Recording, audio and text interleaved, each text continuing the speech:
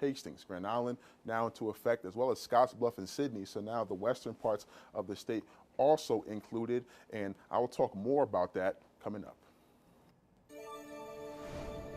Time now for your noon checkup. People who are at higher risk of developing obesity may need to step it up a bit. But first, doctors need to check out your genes.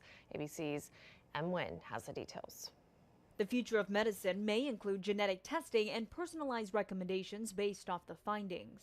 Currently, it is broadly recommended to hit a step goal of 8 to 10,000 steps a day. However, it may be an overgeneralized statement. The National Institutes of Health's All of Us research program suggests people at genetic risk of developing obesity may need to increase their daily step goal to avoid gaining weight. The research found genetic similarities in people who developed obesity. This group of people also found to require up to 2,000 more steps a day to avoid weight gain. People who are at lower risk of developing obesity were found to need 3,000 fewer steps a day. Right now, the role of genetic testing in routine healthcare is in the early stages. There is no approved genetic test to assess the public for these genes. However, research like this paints an optimistic future for the role of individualized medicine in the future based off genes.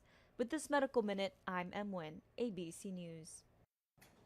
The fertility rate in the United States has been trending downward for decades, and now a new report shows the rate is the lowest in more than a century. According to data from the CDC's National Center for Health Statistics, between 2022 and 2023, there was a 3% drop in the number of births. That brought the fertility rate just below the previous low from 2020, which was 56 births for every 1,000 women of reproductive age. Then there was another drop in births last year to less than 55 live births for every 1,000 women. Meanwhile, births continued to shift to older mothers, and older age groups saw smaller decreases in birth rates. The birth rate was highest among women ages 30 to 34, with about 95 births for every 1,000 women in this group.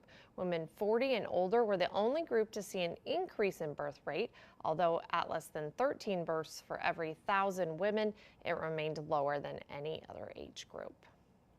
The U.S. makes up around 4% of the world's population, and it consumes more than 80% of the world's opioids.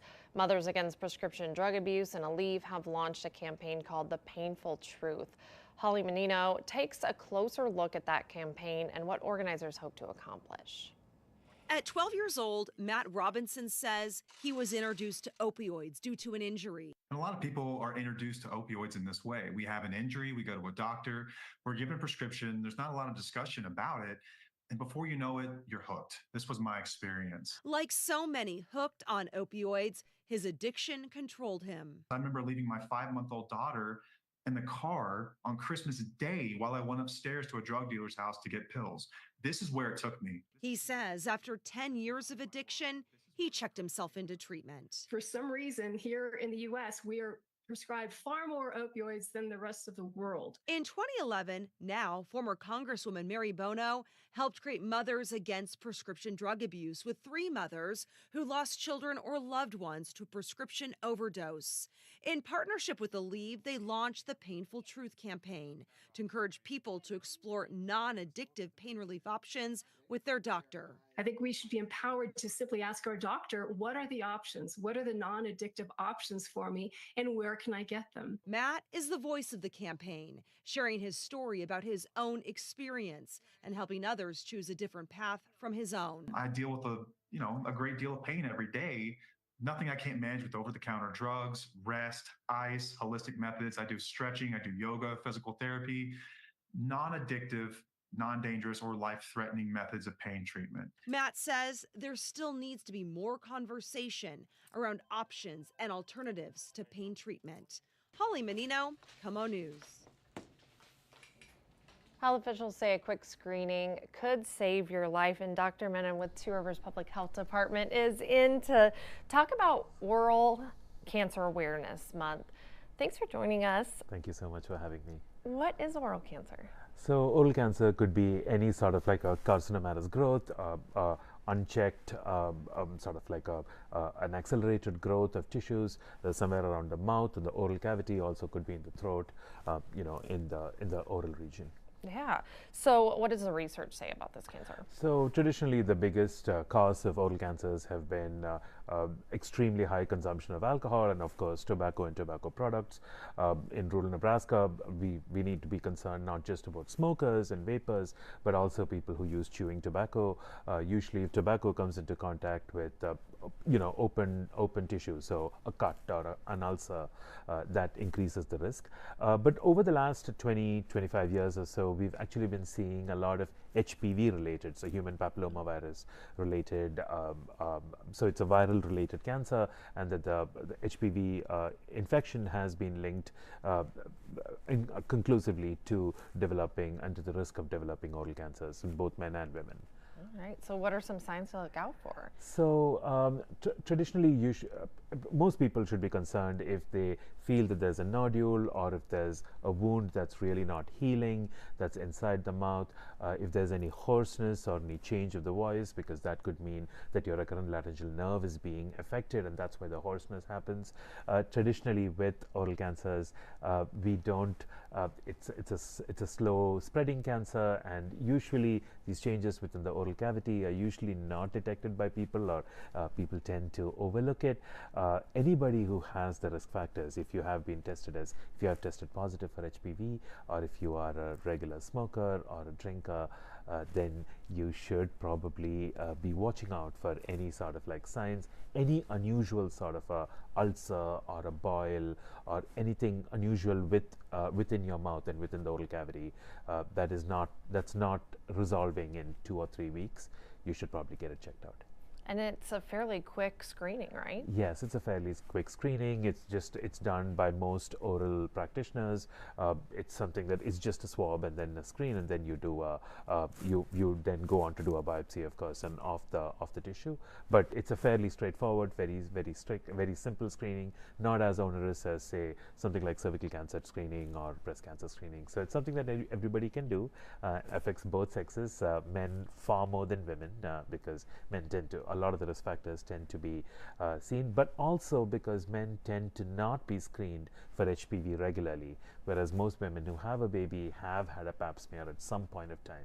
So they kind of know their HPV status, and for a lot of men, they just think HPV causes cervical cancer. I don't need to be concerned. You do. Yeah. And now you know more of the facts, so you can make that decision to get screened. Thank you so much. Thank you so much. We'll be right back.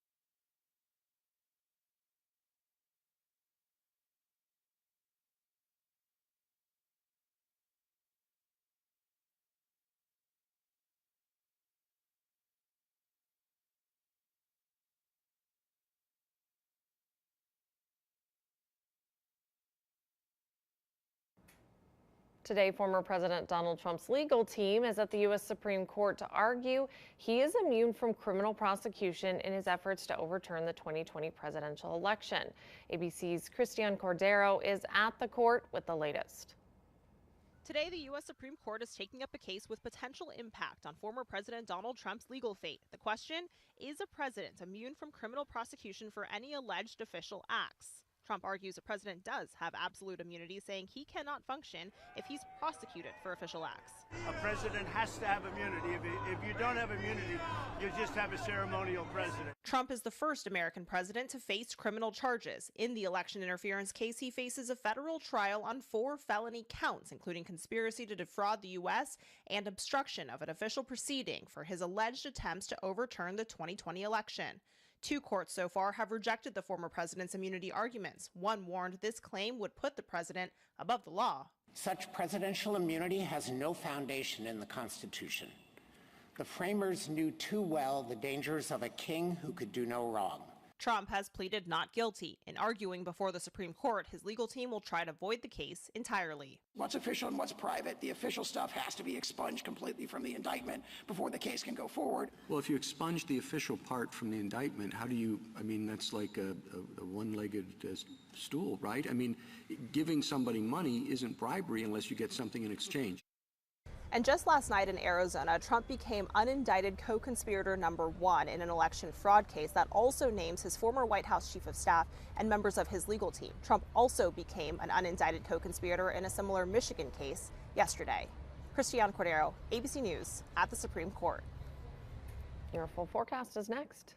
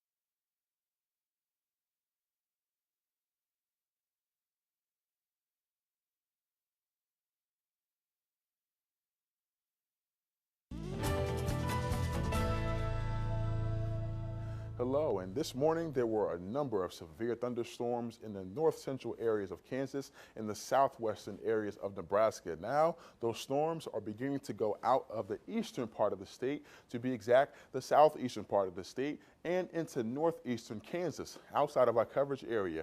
Take a closer look. So let's use Concordia as a benchmark. Concordia is where a lot of the storms were happening earlier today. 60-mile-per-hour wind gusts and hail was golf ball size. Now we're going east of that out into Pawnee City into northeastern Kansas outside of our coverage area. But that looks like the end of round 1 for severe storms. And in a little bit, I'm going to tell you what to expect for possible chances of round 2. But take a look at the severe outlook. Grand Island, Kearney, Hastings, the Tri-City is now in the slight risk area. A little bit earlier, it was in this darker green area. Now it has moved up into the slight risk, as well as Scottsbluff, Sydney, and Chadron. So even in the western parts of the state, could be seeing some severe weather going into tonight after supper. Right now, temperatures are going to be in the low 60s and high 50s, so a little bit cooler than what we're accustomed to at this time of year. Usually we see temperatures in the mid 60s, but really when you go into the western part of the state, like North Platte, Lexington, and Thetford, that's where you're going to see temperatures either right on par with what we're accustomed to in terms of averages, or just a little bit above, like in Ainsworth at 67 degrees. Taking a look at wind speeds have picked up since this morning. 28 miles per hour in Holdridge, 24 miles per hour in Smith Center, and then 14 miles per hour in North Platte. Earlier this morning, a lot of places had wind speeds that were single digits or in the low teens, but it is now becoming more breezier as possible chances of the next storms coming in. Speaking of that, cloud cover still rolling in. Then after supper time, boom, the Tri-City area, possible chances of severe thunderstorms coming from the western part of the state, going out of the northeastern part of the state, which could roll overnight as well. And then we do have a low pressure system that brings winds and very breezy conditions, with wind gusts possibly reaching up to 35 miles per hour. Going into Tri-City forecast today, cloudy and breezy, chances of sprinkles, and that's going to be more during the day. Before the 5 o'clock show, sprinkles are going to be in the Tri-City area. And then going into the next graphic here, that is when tonight, 6 p.m., right around the time when Kyle comes in, filling in for Tim, 55 degrees, showers and storms, breezy conditions with winds coming in out of the southeast at 22 miles per hour. On to the next one tomorrow, 72 degrees. As I mentioned, those storms that could start tonight after supper time could also be going into the morning, so there is a chance for storms in the morning. Cloudy, cool, and windy is the forecast, and winds coming in out of the south at 22 miles per hour. Take a look at the lows. Lows around this time of year are going to be in the low 40s, but instead, we're pretty much above that. We're 10 plus degrees above that to be exact. 55 degrees in Kearney, 51 degrees in O'Neill, and really the only 40s we have is in Ainsworth and O'Neill, just a little bit below the 50s. And then going into highs tomorrow, spring-like temperatures, 73 degrees in Grand Island, 70 degrees in Kearney, and reaching almost in the 80s, 78 degrees in Hebron and 78 degrees in Beatrice. Now going into the Tri-City 7-day forecast, let's skip into Saturday. Saturday, 40% chance, and if that chance does come to fruition, we will see that in the evening. And then Sunday, 60% chance of precipitation as well. Thunderstorms is to be exact for the precipitation, 56 degrees. And then switching over into your next work week, Monday, temperatures pick up pretty significantly. 69 degrees, 79 degrees on Tuesday, and then 77 degrees on Wednesday. So Sarah, after this weekend, going into next work week, it looks like temperatures are not only going to pick up, but skies are going to open up as well. It looks good, but you forgot the rule about don't give me an 80 and then take it off the 7-day. You can't just... I apologize. I forget that. That's okay. Kyle doesn't do it either. Okay, no problem, no problem. Thanks, Gary. And don't forget to download your NTV First Alert weather app. Perfect for days like the next few when we have severe weather forecasted. It's in your app store and it's free. Coming up on NTV News, from a Paw Patrol fan to a police officer, we'll tell you how a 4-year-old's dream has become a reality.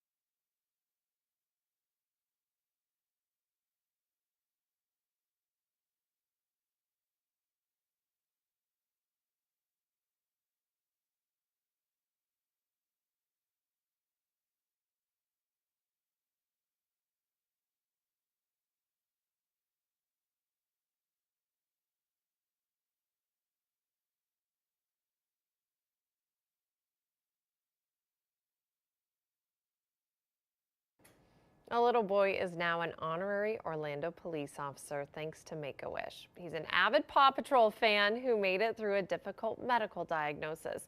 Now he's a natural at law enforcement, as Michelle Meredith reports. A day in the life of an Orlando police officer never begins pulling up in a chauffeur-driven stretch limousine. But it was not just any day for Officer Stone Hicks. Working with Make-A-Wish, he packed a whirlwind of crime fighting into a matter of hours. Years ago, Stone was struggling with kidney failure. His dad donated one of his kidneys 2 years ago, and he's doing great. But since he's always dreamed of being a police officer, the Orlando Police Department and Orlando City Soccer set him up. Our kids go through so much when they battle their critical illness, and so we're really here to celebrate him and give him that hope and strength and joy in his life. The SWAT team delivered his pint-sized uniform. Stone was dutifully sworn in by the chief. Congratulations, you're a police officer.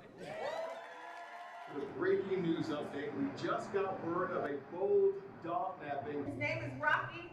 Please help me find my dog. And within minutes, Officer Stone got his first case. A doggone dirty criminal stole a pup. He solved the first case before you could bark woof.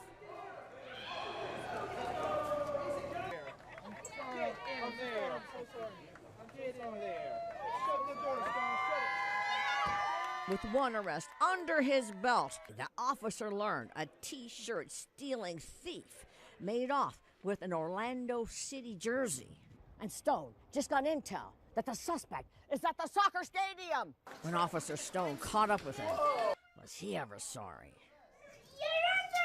I'm so sorry, Officer Stone. After putting not one but two perps in cuffs, the seasoned officer came back to headquarters to a hero's welcome and posed for pictures in his shiny new cop car.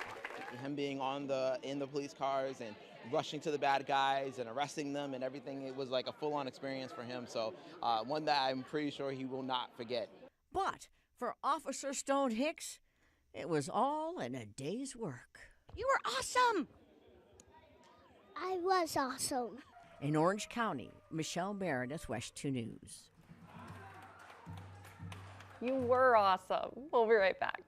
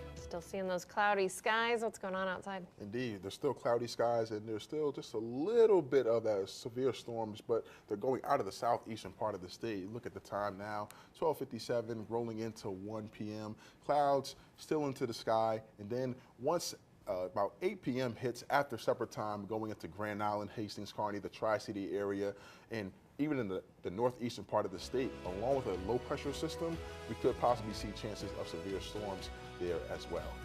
All right, the weather team will be keeping you updated all day. Stay tuned for America's Steals and Deals.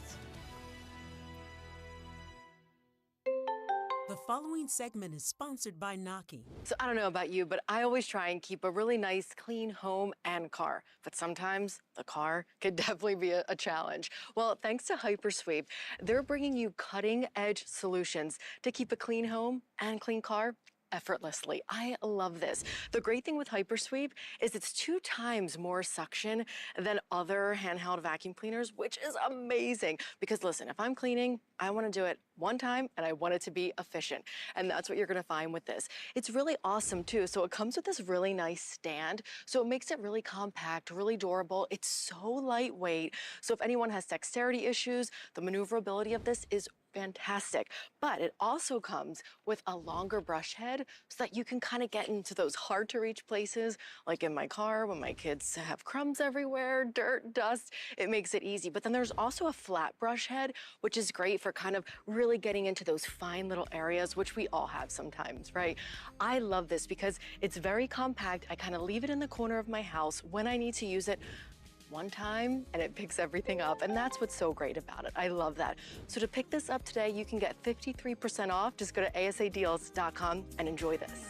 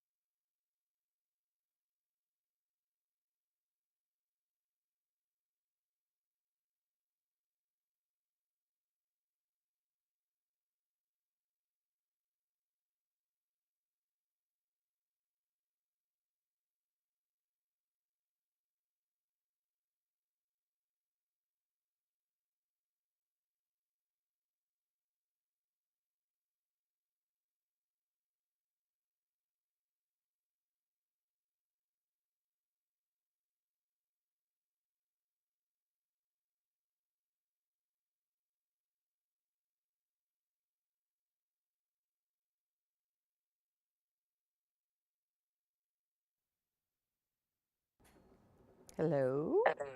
Hey. Hey, is this Joel? Yeah, yeah. Hey, Joel, this is Carol. How are you? Good, good. How are you? I'm just peachy. This right. I'm doing well. Where are you right now? I'm in Sioux City, Iowa. Are you at a show right now? Nope, nope, not right now. Jeff's doing a show, but I got to have the day off today so I could talk to you. Well, thank you for doing that. And just so you know, when we record this, you won't be able to see me, but I will see you. Oh, okay. All right. I was wondering about that. I'm seeing little ABC symbols there. Okay, cool. Yeah, that's the best you're going to get, the way our camera is pointed in the control booth. No problem. No problem. Now, do you want my phone vertical or horizontal? Or the picture, because I'm the zoom.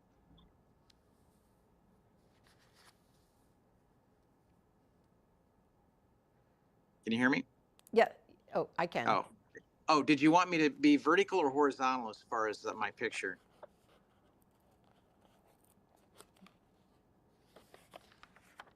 Okay. All right. I will change that to horizontal. There we go.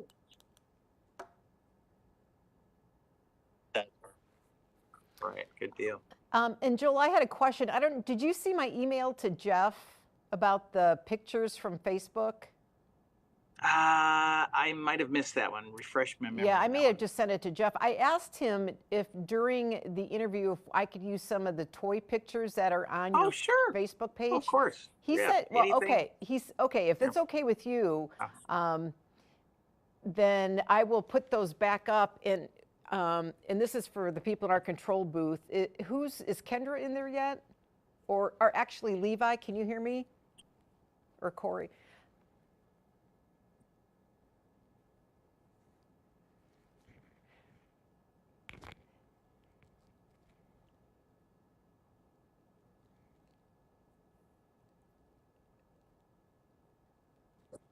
Yes. Okay. Okay, and because I do want to do the flyer as the VO, and then the toys, I took it out because I wasn't sure that we were allowed to use those pictures, so I want to put that back up in. Yep, absolutely. Okay.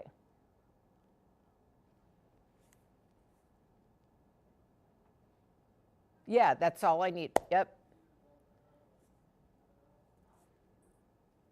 There was only the ones that you saw. I don't know what other ones there are.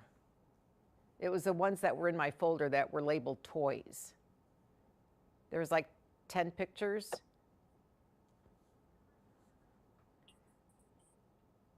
Okay, Levi, are you following me? There's only one set of pictures of toys, right? Yeah, Carol, this morning the pictures you had in the NAS drive, I did this morning. Gotcha. Kendra, I think, just finished the other Gotcha. ones, and the Yep. I created. Okay. Perfect. Thank you. Thank you. Okay, appreciate it. Joel,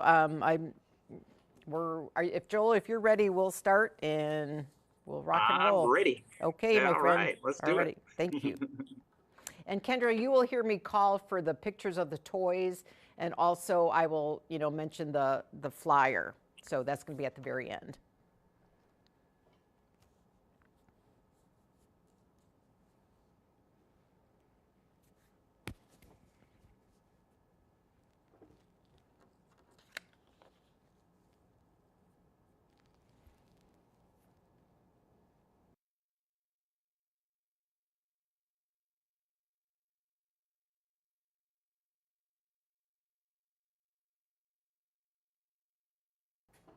Do we have a sponsor shot before it, or are we going to use that? Or wait till it airs? Okay, perfect.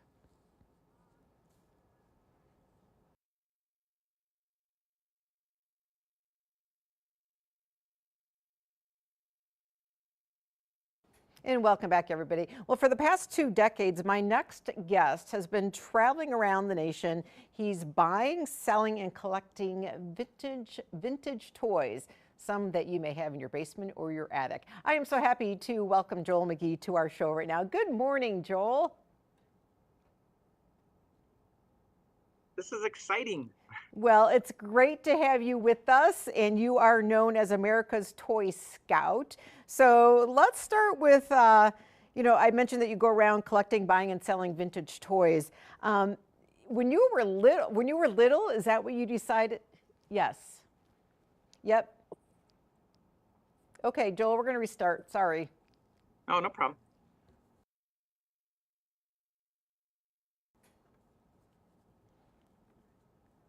No problem.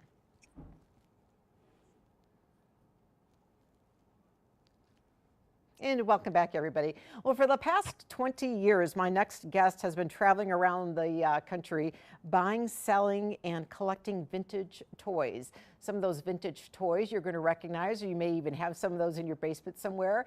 Well, right now I want to welcome America's Toy Scout, Joel McGee, to the show. Good morning, Joel. How are you? Hey, thanks for having me. This is so fun. It's great to see you. And we're talking vintage toys. Like I just said, a lot of us may have some of those in our basement or our attic. And I know that you